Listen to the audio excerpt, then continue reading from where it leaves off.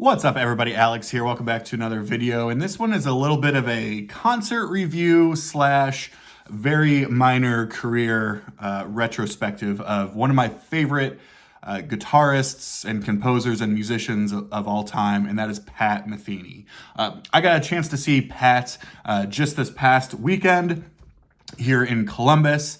He played at, it's called the Davidson Theater, or the Rife Center or something. Basically, it's part of sort of the Columbus Performing Arts thing. There's a whole bunch of theaters sort of in the area. A fascinating sort of venue. I was joking with some people that it felt like, it wasn't like a theater really at all. It kind of felt like a lecture hall. Like I felt like I was in like a mock UN simulation room or something. It felt that way. But, the sight lines are great. Sound was great, all that kind of stuff. So certainly no issues there. But, got a chance to see Pat. Was my first time seeing Pat, and wanted to share a little bit about the experience, and I guess share a little bit about his career, a little bit, because I'm not, I don't have everything or near everything, and I'm not an expert, but just wanted to share a little bit about it. So, who is Pat Metheny? He's a jazz guitarist who's been around since the mid-70s.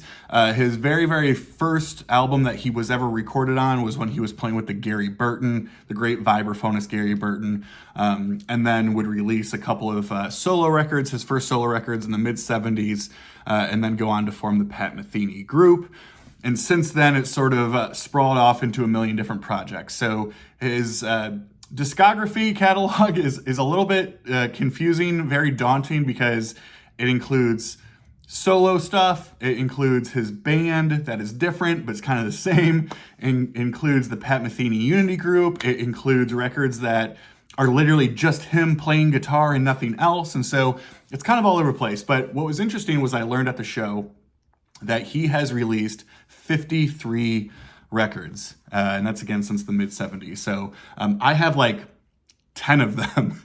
And I thought I was like, oh yeah, a big Metheny fan. I have like 10 of them. So the discography is wide and vast. And I tried to get most of the stuff up until I guess maybe the mid to late 80s with a couple of exceptions. So he definitely fell into certainly the jazz fusion world in the mid 70s. On the ECM label, German label, that so many greats are on, whether it's Gary Burton or Keith Jarrett, and so many others. But I want to walk through just a little bit of his catalog and a little bit about the show experience. So first things first, he was touring in support of his most recent record that was released in 2023 called Dreambox, and that's this record here. Yeah, I splurged for the old autograph there. If you. But it wasn't actually too bad. So this is one of those examples of it's just him. There's no band, it's just him. It's called Dreambox, and honestly, that's like a perfect name for this, because this is very dreamy. This is a beautiful record. It's not like a smoker by any means, but I mean, this is just a beautiful record that really showcases his sense of melody, his sense of harmony. While some of these other records are a little bit more smoking, if you will. But this is what he was touring in support of. This time around, though, which is different than when he tours in years past, touring this, it was just him. Historically, he would tour with a band that personally I was excited for, because I'm a big jazz fusion guy. I wanted to see him and his band up there ripping, but it was just him. And so I say that of like, I don't want to say I was disappointed. I would just rather have seen him with the band, because that's more my style. But it was also just really cool to see just him up there with his collection array of guitars and storytelling and all these different sort of experiences that really made for a sweet, intimate concert setting. He has a long history of sort of creating instruments or, working with builders to create things that are built specifically to him and his specifications, and guitar synth. And so it was or baritone guitars or guitars that are tuned like violas and violins. It was really a showcase in all the different instruments and sort of interpretations of guitar as you could imagine. So a beautiful record that this is. Really happy I picked this up.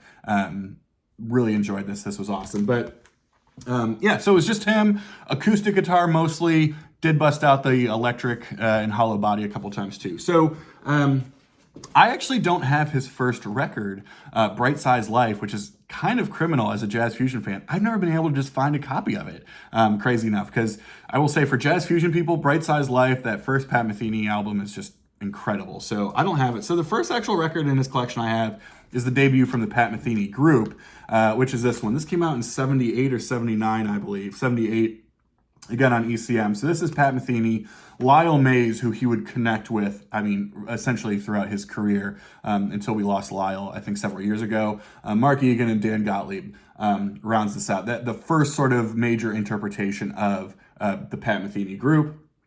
And this is great stuff. You know, this is the part of fusion now when we're talking late 70s, where it's getting away from like the early 70s, mid 70s burn and smoke in fusion, and does kind of go more into like, I don't want to call it smooth jazz, but it's a little bit more laid back. One thing about Pat's playing is he can be a burning player, but he's so clean and so technical. He was an instructor at Berkeley. I mean, technically he's one of the greatest guitarists out there, and that's showcased on all of his records. So this was the first one, Pat Metheny group, and the one that came out pretty close to after it, and this is a favorite of mine, is American Garage. Another great record, features that same lineup with Lyle Mays, Mark Egan, and Dan Gottlieb. Outstanding. American Garage is a great record.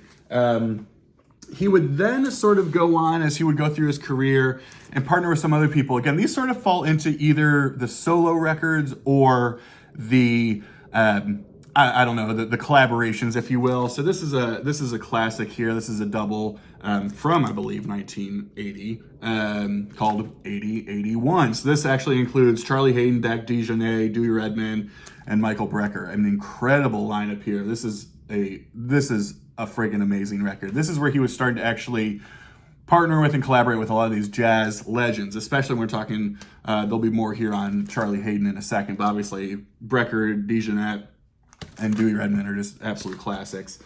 This is a personal favorite of mine. This is Pat Metheny with Charlie Hayden and Billy Higgins doing this is called Rejoicing, and it's sort of their tribute to Ornette Coleman.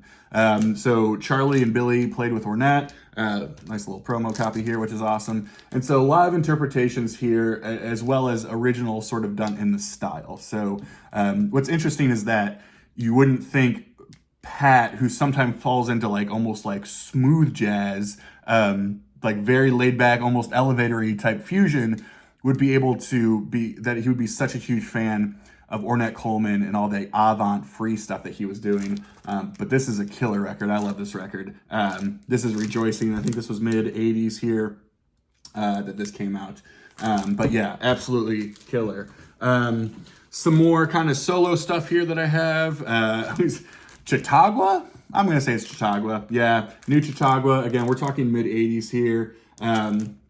Actually, apologize. This one was 79 that this one came out. So pretty early solo record for him.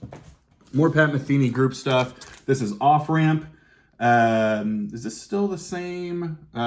Slightly different lineup here. No more Mark Egan. You got Steve Rodby here in the Pat Metheny group on that one. That's Off Ramp. That's a killer record. You know, one of his most iconic sort of partnerships that he would form on so many of these records, if not all of them, that was such a poignant part of the Pat Metheny group, as it were, was Lyle Mays. And this is a beautiful record here. As Falls Wichita, So Falls Wichita Falls.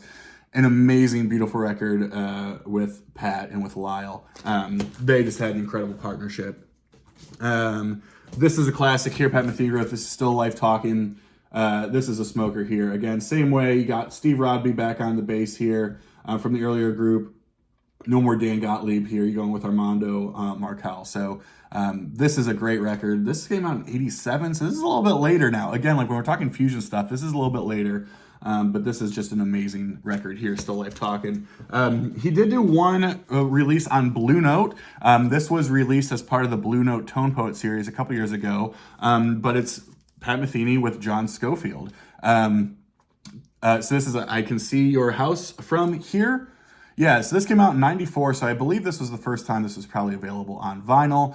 This is cool. I mean, if you're a jazz fusion person, you know John Scofield played with anybody from Billy Cobham to Miles Davis during the 80s period, and has had his extremely successful solo career, not only in jazz and fusion, but in blues and soul and rock and some others as well. This is a cool record because it's two guitar people, and the way it's sort of channeled is that you have, I forget which one's left or right, but you have John in one of them and you have Pat in the other one. So literally as you're listening to this in stereo, one guitar is coming out of the left speaker and the other guy is coming out of the right speaker. It just makes for, not only does it make for just a cool listening experience, it's cool to listen and hear how each of them play, how each of them are a little bit different in how they play, and what you end up sort of gaining such a great respect for. So yeah, that came out again in 1994. So yeah, it's funny. I was like, yeah, I got a ton of Pat stuff, but really I don't have that much compared to you know, his total discography. Again, 53 albums that he was responsible for. I was also reading he's a 20-time Grammy winner, and he's the only person to win a Grammy Award in 10 different categories. Insane. I mean, a ton of jazz, jazz fusion, Latin jazz, and everywhere in between. So yeah, I mean, not a ton about the concert. I wish I had pictures, or I wish I had video, but they were very, very cognizant of very, very anti-video there. Like people who were on their phones were kicked out or like asked to leave, all that kind of stuff. So I don't have any video or anything, but it was just a beautiful show. And watching someone who you have such a great respect for and admiration for, just at how good they are on their instrument was just awesome. So yeah, I mean, if you are a jazz fan, a fusion fan, and you don't have this, again, it's not a burner, it's not a smoker, there's no shredding going on here, but this is like just an amazing, beautiful Sunday morning drinking your coffee record here. Dreambox, Pat Metheny, came out last year, and yeah, I'm always on the hunt for more Pat Metheny records. Whenever I see them, I try to grab them. Just a huge fan. So yeah, kind of wraps up, I guess, a little bit of the concert review and sort of artist, you know, deep dive, whatever you want to call it. And yeah, if you're a Metheny fan, would love to hear your thoughts. If you've gotten a chance to see him live or any must pick up records or anything like that, would love to hear from you. And other than that, thanks so much for joining, and we'll see you all on the next one. Take care. Cheers.